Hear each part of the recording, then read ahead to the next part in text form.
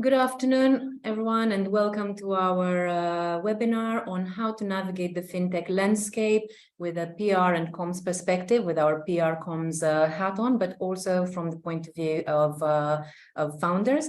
My name is Cristina Hlinschi. I'm a director with Babel PR. We are based in London. We work with a lot of tech clients in many sectors, including fintech. And I'm very pleased to see a lot of those clients are with us today. So hi, everyone. I'd like to thank everyone for joining us, our attendants. We will allow some time at the end for questions. There will be a little surprise in the middle, so just to keep everyone interested and engaged. And feel free to use the Q&A feature in the meantime for any written questions. We will ask our speakers to address them. Let me introduce our panelists. So it's a stellar cast of experts. We've got in the left corner, we've got Ellie Duncan, head of editorial and broadcasting with Open Banking Expo. I rather think nobody needs an introduction for Open Banking Expo. It's one of the largest award-winning organizers of events connecting the open banking, open finance, and fintech community. Ellie is a journalist with a lot of heavyweight experience. She's been working, amongst others, for the Financial Times Group with FT Advisor, and she hosts the Open Banking Expo Unplugged podcast series, where she has featured many guests from the global open banking and fintech ecosystem. Welcome, Ellie. We also have today Nick Maynard, head of research with Juniper Research, one of the most respected research houses and analyst houses. And Nick is a big fan of fintech, of open banking, of open finance, but all of the various corners of the ecosystem are his roaming ground. So hi, Nick, glad you could join us today. Thank you. Amazing. And then we also have with us the man with the money, Michael Fanfant. Michael is a general partner with Runa Capital, a global investment fund that specializes in early stage startups in digital technology, SaaS, enterprise tech, and fintech. Michael is based in Palo Alto. He's in San Francisco at the moment. He heads up the company's presence there. And Michael, before Runa Cap, he was a co-founder for Octane Lending, which started in 2014. And SEO, he drove the company towards a Series D valuation of more than $900 million, which is something very respectable and that a lot of us aspire to, a lot of our clients aspire to. Some have already achieved it. Hi, Michael. Thank you for joining us. So many thanks to our expert speakers for making the time to give us a few tips and tricks on how to navigate the current landscape in fintech. So when we started putting together this webinar back in the olden days of January 2023, the landscape was already quite turbulent, quite agitated. So valuations were going all over the place. The continuous shift in regulation was at the top of everybody's minds, and combine that with the always-on race for innovation, for disruption, for the next big thing, and it was already an interesting stage to play on. But since then, there has been even more turbulence to add to the landscape.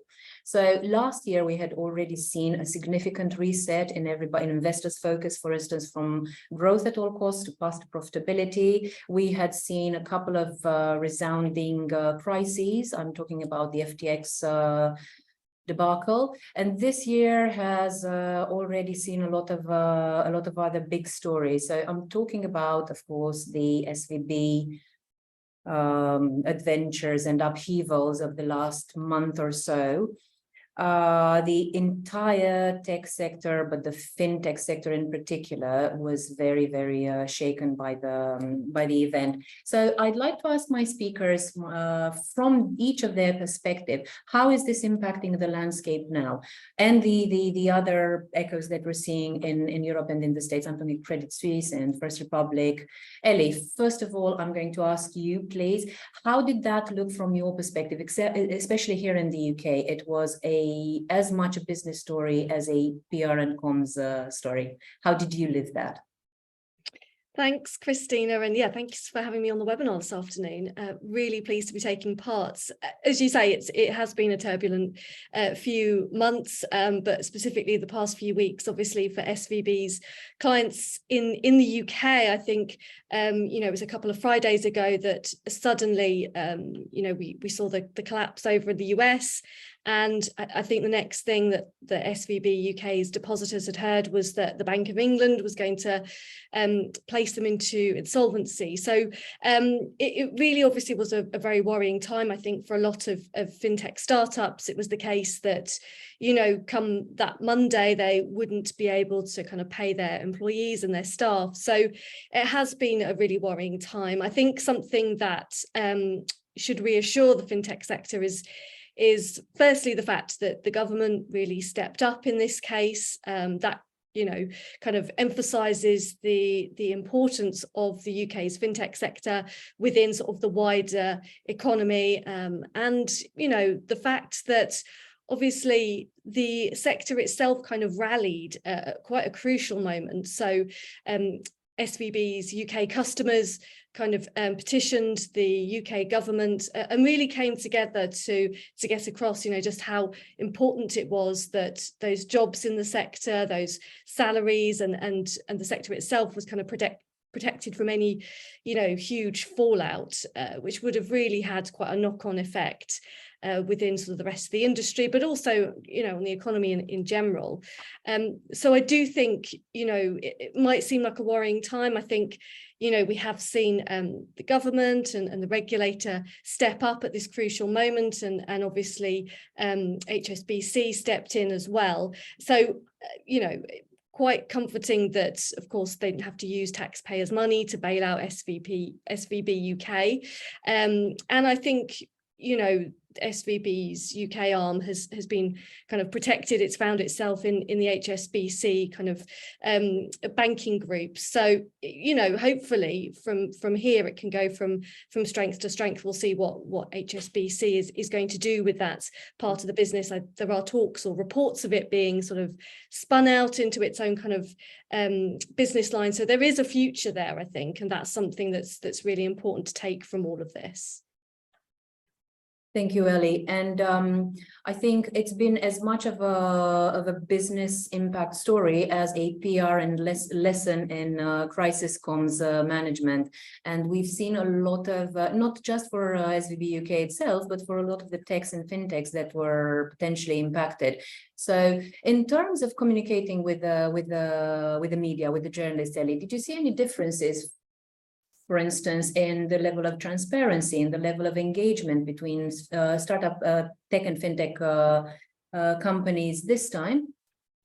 Yeah, I think so. I mean, generally speaking, I think the fintech industry is very transparent. It's, a sort of accessible industry for myself as a journalist. So in this instance, yes, I did have, a number of communications from people within the space. I think, when I logged onto my LinkedIn profile and saw some of the conversations happening on there.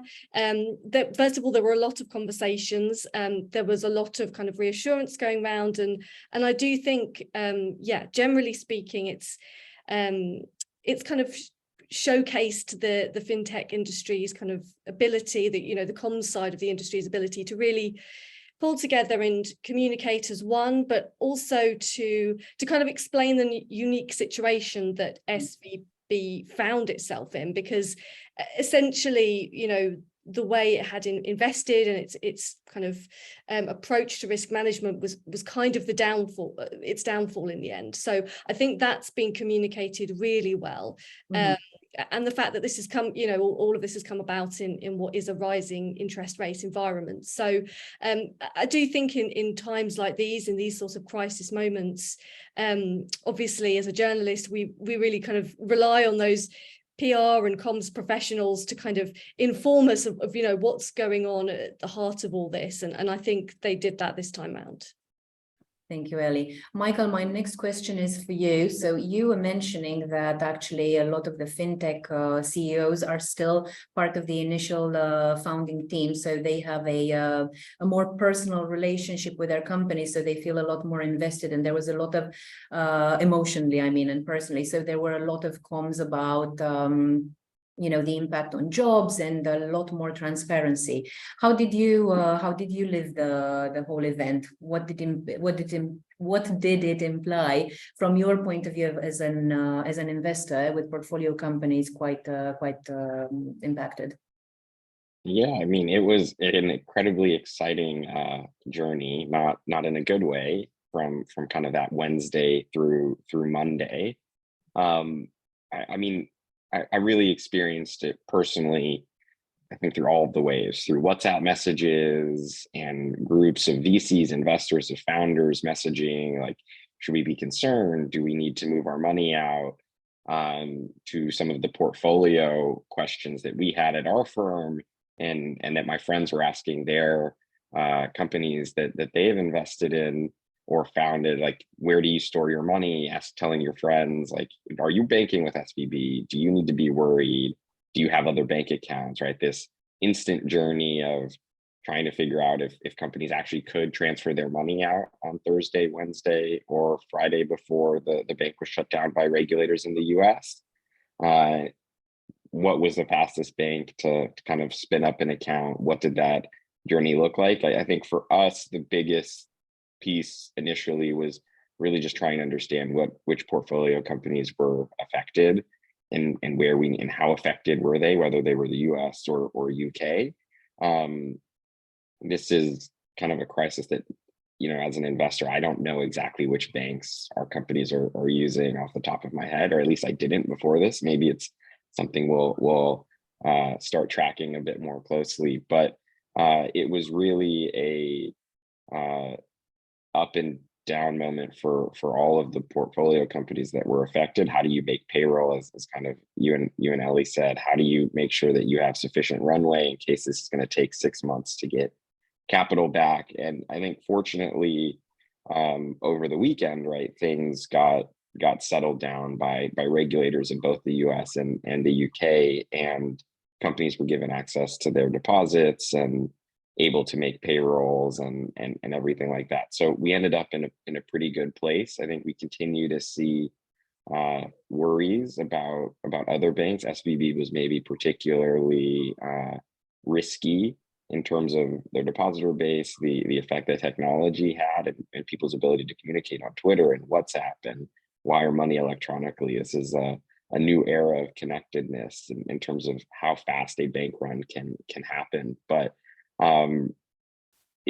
it was a lot of emotions. I think ultimately we ended up in a pretty good place, and you're continuing to see at least vocal support for the banking industry from regulators all across the globe, right? This isn't just a US or UK problem. There's global regulators that are providing good assurances to their bankers and their depositors that the industry is safe. So hopefully things continue to calm down. Thanks, Michael. And Nick, from your perspective and from all of the super rich insights that you are the possessor of, what do you think the aftermath is going to look like? Is this the first of many shocks, or is this the new path? Yeah, that's a great question. I think I mean, from a personal point of view, what a great time to be an analyst. I mean, where there is such uncertainty, there's so much to talk about, which is great. And I'm sure Ellie feels the same from the journalism side. But it's really interesting. I think the longer term causes of some of the difficulties we're seeing now are very evident. I think the comparatively high interest rates at the moment have basically reduced the level of cheap cash that's in the economy. That increase in the cost of lending has really had a sharp impact. SVB is an example of a case where, due to, as Ellie mentioned, their risk management processes and sort of the way they had invested, they were particularly exposed to that. I think I'm heartened, as are the other panelists, that regulators have intervened very quickly in both the UK and the US examples. So I think there's relatively low risk of that situation being repeated again and again and again in the short term. I think in the longer term, it comes back to something you mentioned, Cristina, in your introduction. I think what we've seen is a real change from this previous venture capital, cash-driven growth at all costs model. I think I've been an analyst for 6 years now in this market, and I've lost track of the amount of times I've seen businesses who just raise more and more funding, their valuation goes up and up. They never seem to make any money, but they keep having that user growth. And I think that's where the change is now. We're seeing that model is shifting. We're seeing profitability mentioned as a core metric. And that's actually a really positive move from the perspective of the future of the market. We want the fintech market to be in a place where actually there's a lot of sustainability for future. So I think this is ultimately positive for the market. Forcing more sustainable outlooks will be a good thing. And I think we have to also sort of base this around the fact that there is a lot of innovation in this market still. This is a hugely active space. We're seeing so much growth, and there are so many markets where we're seeing so many developments. For example, a subject that's close to Ellie's heart, open banking, is such a great one at the moment, with so many developments, growth rates that, you know, have to be seen to be believed. So I think it's, when you're talking about the negative, and of course there is a lot of uncertainty and negativity at the moment, it's important to balance that with, we are at the heart of some really great innovations. We're seeing some great developments. Will there be more consolidation because of this uncertainty? I'm sure there will. I'm sure we'll see more acquisitions, more mergers, more changes of that type. But I don't see that fundamental innovation going anywhere. And I think we're in such an exciting market for that. We certainly are, Nick. Thank you for that, for reminding us to, you know, there's still plenty of room for optimism, and the sector is just brimming with idea, with dynamism, with a drive to push those ideas to fruition. And we're seeing that, I think, across all of our different perspectives, we're seeing that daily. And you were mentioning something, Nick, about innovation, the potential for innovation in open banking, but also in KYC, in fraud management, in identity management. And a lot of it is, for instance, in the UK and Europe, a lot of this growth and innovation has been more regulation driven. So the regulators have taken a top-down approach, whereas in other markets like the US one, North America, it's been more of a consumer driven growth and more of a laissez-faire approach. And yet again, in North America and MENA, and sorry, not in North America, and MENA and APAC, it's been a little bit of a mix. So undoubtedly, there's going to be a lot of new regulation there. Undoubtedly, there's going to be a lot of innovation even outside of open banking and the core fintech sectors, where obviously decentralized finance, CBDCs, are a huge topic at the top of everybody's mind. But my next question is for you, Michael. Is there still optimism for investment, and has it changed in how you look at the market now? Are you looking more early stage? Are you looking more later stage startups? What's your current focus? Yeah, I think in the industry broadly, you've seen a lot of firms go earlier. As you mentioned, there's a ton of innovation in all industries that technology still needs to kind of impact. In fintech specifically, and these heavily regulated industries, even in the US, it's still a pretty heavily regulated industry. That change has moved, or innovation comes to these industries slower over time. So there's a lot of processes in fintech, whether it's KYC or application management, fraud, that are still run in a very similar way that they were run 20, 30, 40 years ago. Particularly at large financial institutions. So these provides opportunities for startups to come in and build new technology and new processes to solve them. So I don't think that excitement that investors have has gone away. I don't think the industry suddenly, because public stock prices went down, has less opportunity for innovation. So we're moving earlier. I mean, we've always been an early investor, right? Seed, Series A, maybe some Series Bs. I think you're seeing the industry move earlier. And as you kind of talked about, some of these later stage companies that have had valuation markdowns, Klarna, Stripe, others, we're starting to see some investment transact in those, which is great for the industry. It's kind of a resetting of valuation, which is wonderful, because once investors and companies can kind of agree on what is a fair price, you can start seeing investment pick up and deals start to happen on that side. So I think generally lots of excitement. We're really excited about the stuff we're seeing at Seed and Series A. So continue to look for new great companies to invest in. And I think that's common across all VCs that are here with kind of dry powder. What the price is maybe the biggest question, and how we agree upon that between everybody in the ecosystem. We're still figuring that piece out. A lot of interesting moves to happen in the coming months, I'm sure. You were mentioning there's still an appetite for growth and obviously for doing business. So I was looking at a recent survey of C-suite level executives, and it revealed that about 59% expected at the beginning of the year for a recession to occur, and yet more than a third of the survey respondents were predicting that they will increase their IT budgets in the next 12 months. And interestingly enough, we've looked in the Babel Tech Barometer at what exactly sways the decisions of those B2B tech buyers.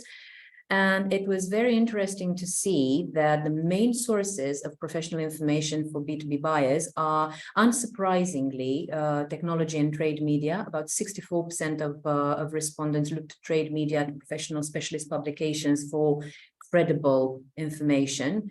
Twitter and LinkedIn are also some key sources, 49%. So that's almost half of people of professional buyers looking at their peers for recommendations. Business media is 44% used by buyers. But also it was very interesting to see, Nick, this is going to be music to your ears, that actually it is analysts that are the most important source of information and influence for tech buyers when making those all important choices. So with that in mind, I'm going to give you a little break from talking, and I'm going to ask our attendants, a lot of whom are fintech marketeers and PR people, what is your current primary target audience in the here and now? Obviously, you want to hit all those interlocutors. Obviously, you want to be on everybody's radar. But if you had to choose, who would be your key audience? Would it be journalists? Would it be analysts? Or would it be investors? I'm talking here, obviously, about communications perspective. Because I know you all want to talk to your clients. I'm going to leave the poll running for another 10, 9, 8. Okay, 4, 3, 2, 1 second, and rien ne va plus. So it's very interesting to see. Ellie, I'm really, really sorry, but I think Nick and Michael are flavor of the quarter. 50% want to talk to analysts, also 50% rate investors as their key audience, and still 33%, a very respectable number, have journalists as their main audience. It's not surprising at all to see that there's such a balanced split in communications intent.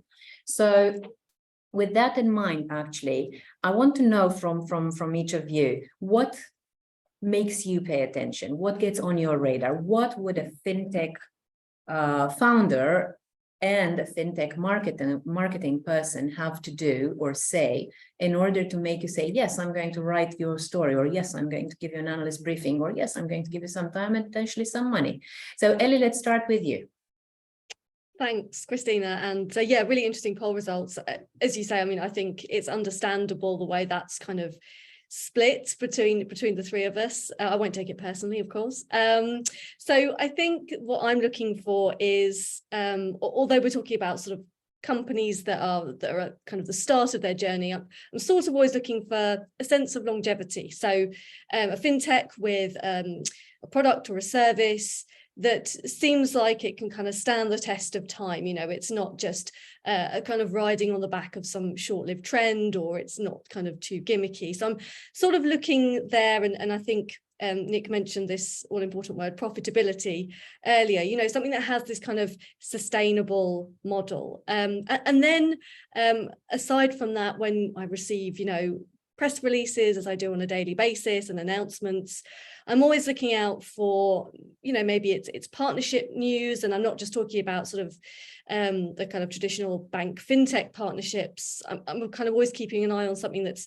a little bit more exciting now. So, you know, in the open banking space, that tends to be fintechs partnering with you know, a charity to get behind kind of open banking powered charitable donations, or it could be something in the finance industry, you know, in-car payments, something that's a real kind of use case, as we like to call them, that that kind of brings it all to life a little bit more, really.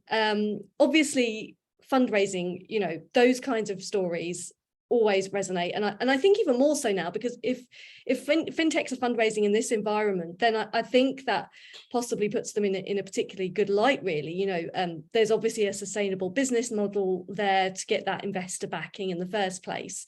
You know, back in sort of 2021, there wasn't really a day that went by without, you know, at least sort of 5 fundraising announcements or something. So, you know, by that point, they're all kind of starting to look quite similar, and it does feel like you're in a bit of a bubble. So, yeah, anyone that's still fundraising at the minute is quite exciting, I think, to watch and to see who's backing them, you know, ultimately. Another thing I always look out for, or that kind of piques my interest, is any fintech that has released, you know, its own research, conducted its own study into an area of open banking or open finance or payments. So, you know, because those pieces of research really kind of shed a bit more light on a part of the industry, and it shows they're kind of really keen themselves to do that kind of market research, if you like, and to then share it in a report, to actually go out there and kind of get a feel of what's going on in the market, or how consumers are reacting to the industry. So yeah, those are the kind of things that tend to pique my interest. Mm-hmm. So it's going to be very interesting to see all of the correlations between what you mentioned, the cost of living crisis, and how open banking and open finance can help mitigate all of that. But actually, Ellie, I also wanted to get to one of the points that you were making before the webinar, that you don't like to be bombarded by jargon. I briefly considered putting that in my mantra. So, how are you seeing that generally speaking, you know, do you see more jargon, do you see less jargon, and how fintechs approach you? My personal experience is that it's a fairly informal sector compared to a lot of other tech sectors. Of course, there's a lot of jargon. Of course, there's a lot of, you know, very, very specialist knowledge and a lot of very specialist terminology. But how are you experiencing that? Yeah, I mean, there's bound to be some kind of jargon. Every industry has it, as you say, and you're right. The fintech sector perhaps less so than other parts of the tech sector, definitely less so than other areas of financial services that I've written about in the past, which is great. And I suppose that's why I mentioned previously that interest in use cases, really, because sometimes I think, you know, in something like open banking, for example, you know, we can talk a lot about it at the very kind of high level, but actually what people really want to hear about, you know, people in the industry, not just consumers, of course, is what does that actually mean? How does that work in a real life kind of situation? So I do think, yeah, the fintech industry is stepping away from that jargon. I mean, there's bound to be, you know, certain phrases, terminology that will crop up, but I do think PRs and comms and marketing certainly seems to have kind of moved on from that and is kind of speaking a more common language, if you like, which is always good to see.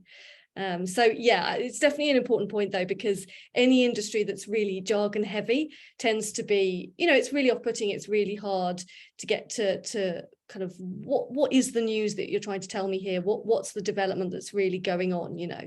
So yeah, it's important to be able to actually kind of communicate in that kind of common language, if you like. Thanks very much, Ellie. I'm going to take this little piece of the webinar and use it for a lot of just conversations going forward. And you mentioned use cases. What's your favorite open banking use case in the UK or elsewhere? UK, Europe, Canada? Well, that's a really good question. There are some really exciting ones, of course. Plenty that I think the ones that resonate for me are those that kind of build on that kind of financial inclusion piece. So attempt to get people who are underserved or unbanked entirely into the system. So whether that's providing kind of open banking data so that you can give those people who perhaps don't have a credit history, maybe they're immigrants to a country, or perhaps they've just never had to borrow from a bank before, so you can get them into the system, get them banked, and I think that's kind of, those are, for me personally, the most exciting cases where they're really addressing the fact that actually at the heart of all of this is getting kind of bringing consumers and SMEs, of course, along on that journey. So yeah, anything that kind of gives that kind of more real-time insight, real-time data, so that actually, we have a system that can more accurately lend to consumers, to SMEs. I think those are the ones that tend to excite me most. Amazing. We'll keep that in mind for the future. And Nick, we were talking about what the best way would be to get on Ellie's radar, but what about you? How do we get those analyst briefings? How do we get those analyst inclusions in the reports? What is your focus? What's the lens you look at things through? Yeah, that's a really interesting angle. I think from our point of view, it's about being distinctive. And I think this goes back to what Ellie was saying around the language that's involved here. We don't have an awful lot of jargon in fintech. It's not overly technical a lot of the time, but you do see a lot of the same phrases being used. And we see a lot of things like orchestration or big claims about machine learning or these kinds of terms being used quite a lot.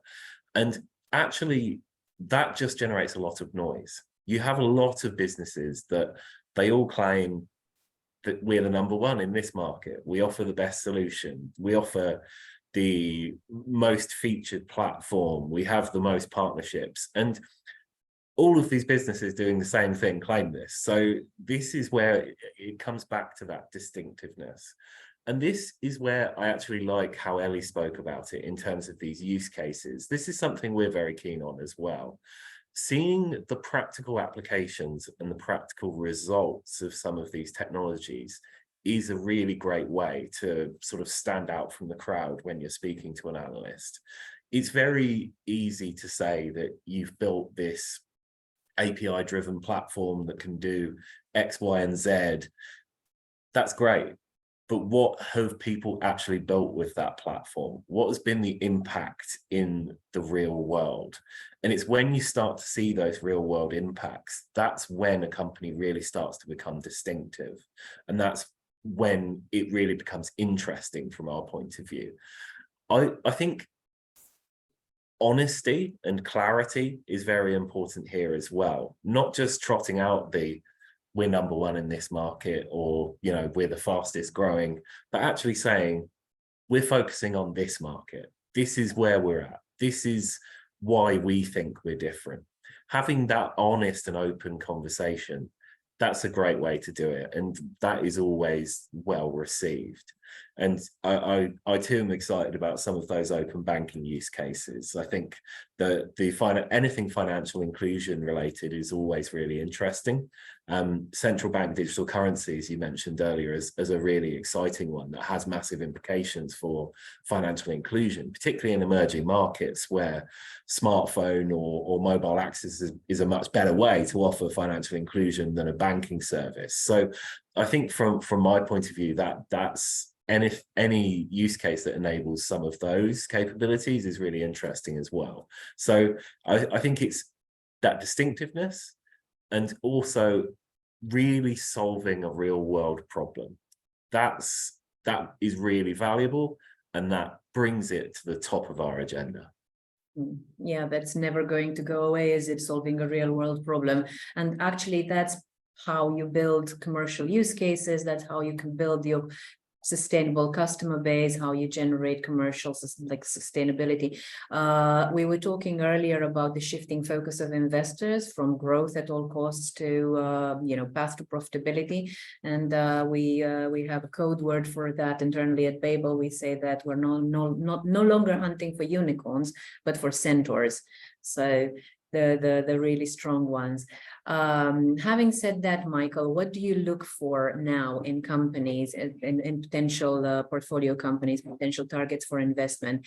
What are the key criteria that you score against? What are your focuses? What piques your interest? Yeah, I think Nick and Ellie mentioned a couple of the key points, right? They're kind of alluding to this product market fit solution, right? When they're really interested in a company, it has great use cases with customers, right? Great feedback. They're obviously able to sell and market their product to the right customer. So I think we're looking at all of those at Series A, definitely at Series B. You hope a company has that pretty clearly defined with at least kind of one product. At seed, it's a little bit different in that you're talking more about an idea. You're talking about what the company, the founding team wants to solve, why they think their vision is the right way to do something. I think Nick mentioned that, and it's really applicable that founders and founding teams have visions about how to do something. It could be game changing. It could be kind of an incremental improvement that actually unlocks a lot of value for kind of their customer base, whether consumer or B2B businesses. And we're looking at all of those. Obviously, venture and building a startup is a long-term game. So we're trying to find people that we want to work with for 10 plus years as they build hopefully a gigantic, profitable, fast-growing business, right?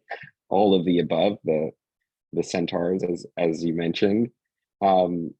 So I think those are kind of the key things, and hopefully founders on the same side are looking for investors that not only have capital, but hopefully have expertise in their area, believe in their vision, are good people, right? I think this is a matching process that you can find someone that you want to work with and want to seek their advice and be challenged by over the next kind of 10 years, this long journey of building a company, 10 plus years even. So that's what we're looking for. I don't think there's anything that's kind of the magic sauce, but we have to get conviction by teams about their idea.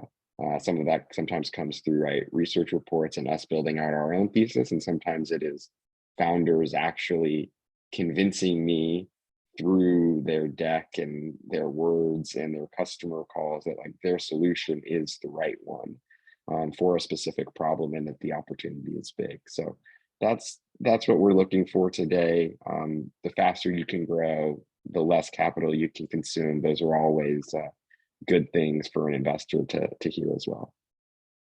And how important is reputation in this equation, brand awareness or the reputation of a founder, not only at early stage, but at later stage fintechs as well, Michael? Yeah, I think, look, later stage, it's incredibly important, right? The brand of the company, of the individuals on the team, not just the CEO, but all of senior management, who are the people that, especially for hiring, right? And some of the hardest parts about scaling a business are finding the right team members that can help, because no founder can do everything themselves, and no senior management can do everything themselves either. So I think the branding, reputation, kind of PR, clearly marketing what you're doing, why you're doing it, it's incredibly important for team building as well as sales. Obviously, you have to communicate clearly with your customers about what is the problem you're solving, why does it provide value. So we look for companies to do that increasingly well as they scale. Often they also have more resources to have someone that can actually talk to research analysts or journalists on a more regular basis. And I think with scale, oftentimes, as Nick and Ellie mentioned, it becomes more interesting because there's a little bit more proof points for them. So I think everybody believes this is important, increasingly important as you scale as well. So we fall in line with that train of thought. Great, thank you, Michael. Nick, how about in the process of building that reputation, analyst briefings, the inclusions in those reports, inclusion in those regular industry updates is critical. But what kind of information and how much information do you look for in analyst briefings? We hear a lot from, especially from earlier stage clients, that they'd love to engage with analysts, they'd love to get included, but they can be concerned about the fact that either they don't have enough information, or there can be concerns around the privacy of that information. It's obviously competitive, sensitive information. What's your secret there, and your advice? Yeah, I think from our point of view, it's about transparency on all sides. I think that is really important. Not just the company that we're briefing with disclosing as much as they can, and that can often be what sort of growth they're seeing, data in terms of what their most important markets are, those kinds of things, but also from us as analysts in terms of how we're going to use that information. What does that factor into? How does that enable us to position a vendor in our competitor leaderboard or profile them in our reports? So I think that's a bit of a two-way street in terms of setting real clear rules of engagement. I think in terms of what we like on briefings, there's sort of a couple of schools of thought here. Here's a 50-slide PowerPoint presentation that tells you everything you need to know. Or here's let's have a conversation about the market. We quite like, if that PowerPoint presentation is available, sure, send that to us beforehand, and then we can have the conversation. I think it's about really getting to some of those things Michael was saying about product fit, product market fit, having the right approach, understanding what the growth ambitions are and what's being developed to achieve those. So it's about sort of having a real open and honest and transparent conversation around that. Any data we can get is great, but it's on us as well to make sure that that client is comfortable to release that. So it's about, as with anything, it's about building that relationship. And, we're never going to say no to information. We can sift through information and get to the bit that's useful. So for us, it's as much information as possible, but let's have a great conversation as well. And I think that provides the best balance for sort of the clients you'll be talking with. I think we all have that in common, Nick. The more information, the better. And especially you probably would not have become an analyst if you did not like, mining for gold. But Michael, how important are analyst reports for you? I mean, we've talked about the importance of reputation, the importance of brand awareness. I know I'm asking a potentially, the obvious, but how important are analyst reports for you and industry research? They're very important in building our world view of a particular sector, industry. What are the companies that are doing well? And if we're investing in early stage, we need to have some opinion or understanding of why the Series C, D, or maybe even a public company is succeeding with their product in a space.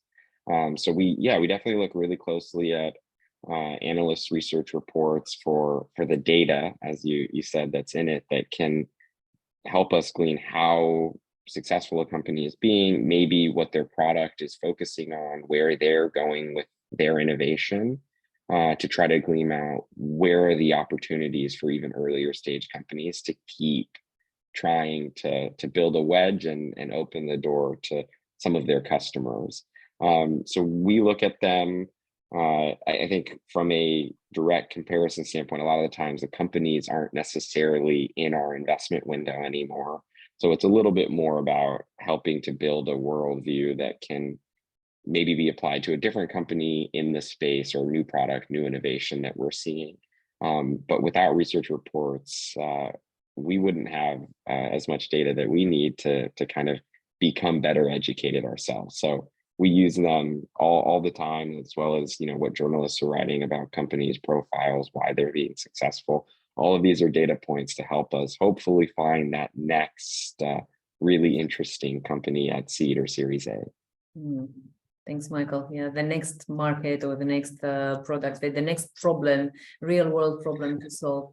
Exactly. Nick, you were mentioning earlier, I think, or Ellie, we were talking about regulation and how there's a lot of innovation in the fintech space, not just in the open banking, but in fintech in general. And a lot of it is tightly linked with regulation. Now, regulation doesn't just happen in a bubble. I know, you know, in various jurisdictions, regulators like to look at what everybody else is doing, like everywhere. What do you think are the key pieces of regulation that are coming this year? What do you think are going to be the key levers influencing the fintech landscape? So, I can take that first if you like. Yeah, I think for you. There's a couple of great ones. The first I'll mention is, and it's not a specific regulation, but it's a lot of different regulations, is central bank digital currencies. We've released a report on this recently, and I think it's a great area to look at, because there are so many regulators and central banks involved in this space. We're seeing an enormous amount of activity. So if you're sort of seeing what are the trends you should watch, I think that should be really high on the list. Another one is the rollout of FedNow for instant payments in the US.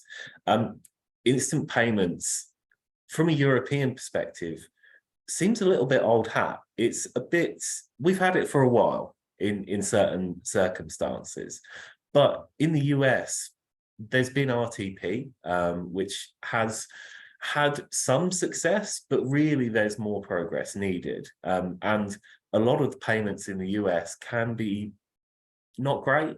There needs to be development there. So I think the rollout of a system like FedNow is really interesting, and that's definitely one to watch. I think the last thing I would mention is lots of innovation around open banking and how that's linked to different regulations. We're seeing a lot of new use cases come along in open banking, some of them regulation driven, and some of them actually going completely beyond the scope of what something like PSD2 imagined. So I'm really excited to keep a close eye on developments in, for example, variable recurring payments in open banking. I think that's a great area where we'll see a lot of progress, and also to see the countries that roll out new open banking frameworks and what those sort of look like and what impact they have on local banking and payment systems. So I think those are sort of three key developments I'd point to, but there's such a big market, there's so many developments, we could talk for hours about this. Well, we can talk about it at least once every fortnight when you put out your fintech insights, Nick. So that's one to keep an eye on.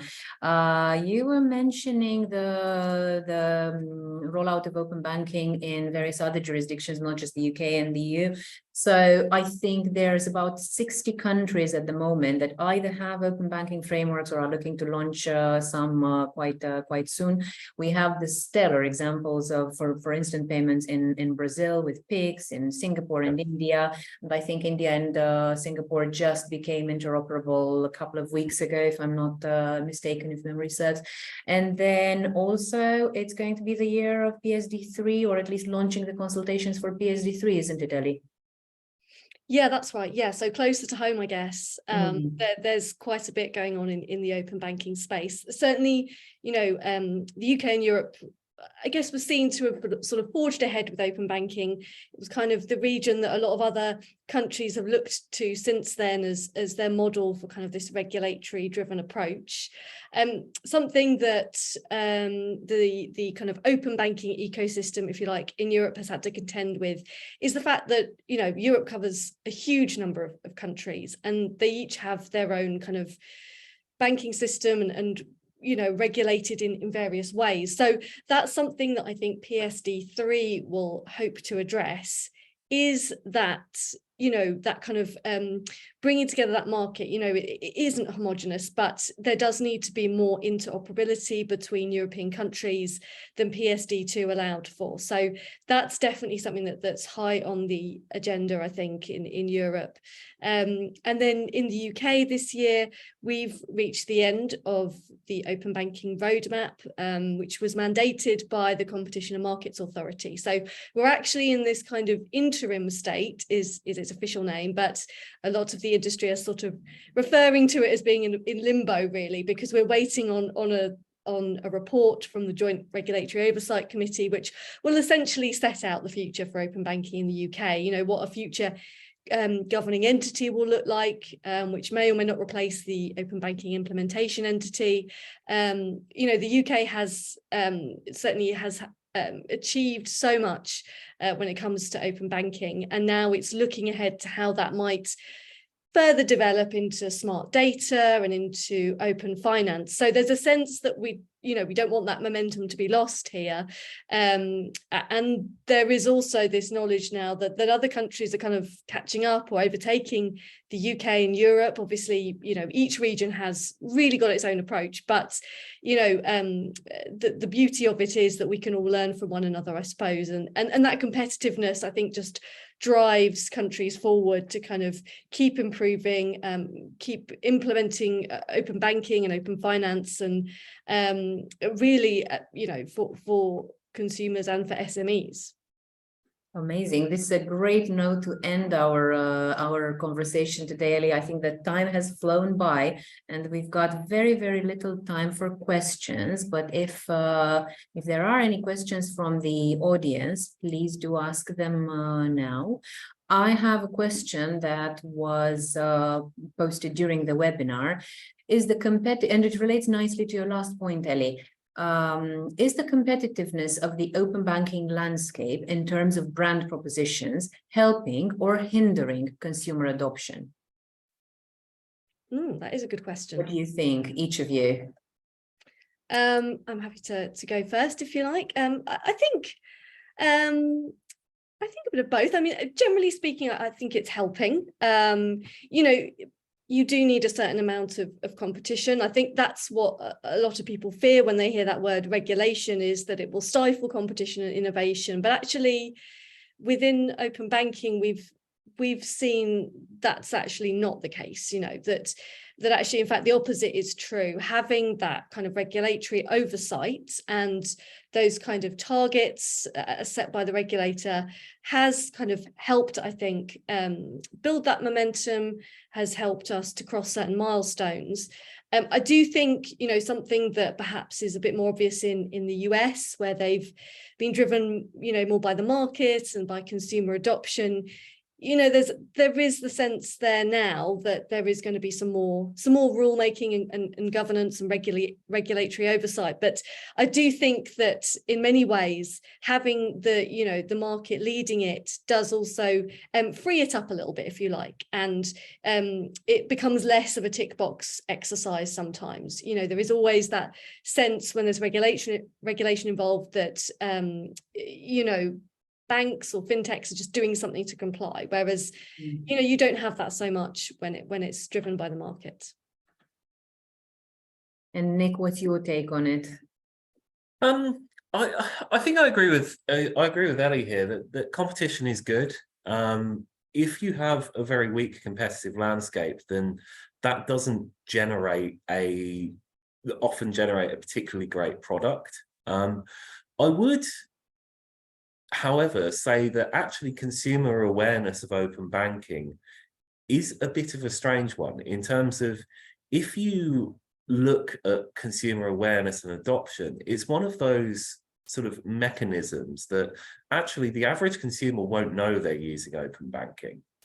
They will think of this as, oh, I paid my tax bill using my bank, or I clicked a different button on the checkout. But actually, the extent to which they know that that is using an open banking rail, that is not as certain. So I think there's this interesting point of whether that actually matters.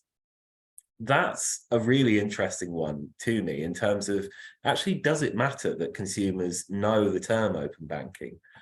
Probably not, is what I would contend. As long as they're using the features, they know what it actually does in practice. They may know what their bank calls it, or a function they do using it. That's fine. So I think it's one of those where it's actually difficult to drive end user adoption with things like marketing. It can be challenging in that scenario, I think. Thanks, Nick. Michael, do you agree with that point of view, or does it relate, the competitiveness of brand propositions? Does it relate to your point about distinctiveness, building a distinctive voice, message, USP? On the consumer side, it's really interesting, in that some of the fintech companies that are most well known often have this, distinct use case, distinct brand, something like Wise as an example, that came in with a really useful product for consumers that added a lot of value and was used a lot. I think on the B2B side, right, this brand, it's only known by a select few people in the industry that this is helping solve their problem. I agree with everything everybody said. I think in the US we're seeing, right, regulation come slower on some of these topics, and that means that something like Plaid is very well known on both the business side and the consumer side. When you are integrating your bank accounts or making a payment or signing up for a new service, and it's important in the US, but also there are now some fast followers that are offering services that are very similar and almost all as robust. So it's a unique dynamic, but not one that I think in the US we've had to worry about that much relative to what you guys are seeing in Europe. It's definitely coming. And I have one last question for you, Ellie, and this one is actually from me, and it's a little bit of a trick question. You're lining up speakers for Open Banking Expo, I know, in both Canada and in the UK, in London.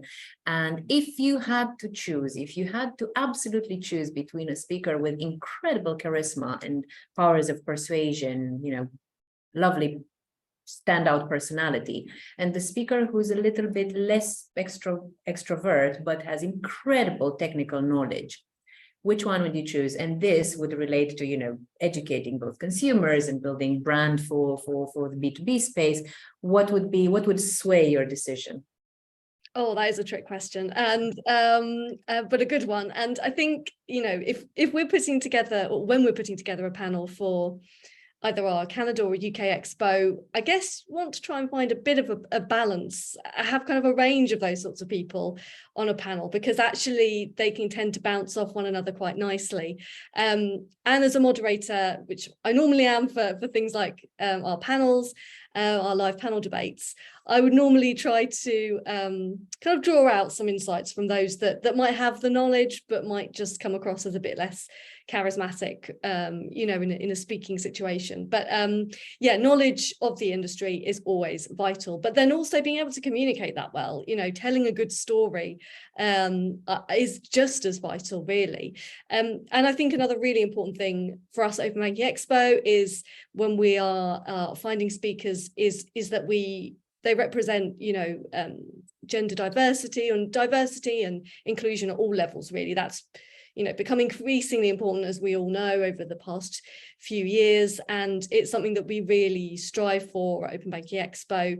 It's one of the reasons we launched our initiative recently, Women in Open Banking, to really encourage representation of women in the industry, but also to actually encourage them into the industry in the first place, because, you know, it's still a really nascent industry. There's still time to make sure that, you know, there is this kind of gender balance, so that we never find ourselves at a point where actually, oh, you know, we can't invite any women onto this panel because they're just not at this seniority or level in this industry. So yeah, that's something that's definitely close to our hearts at Open Banking Expo.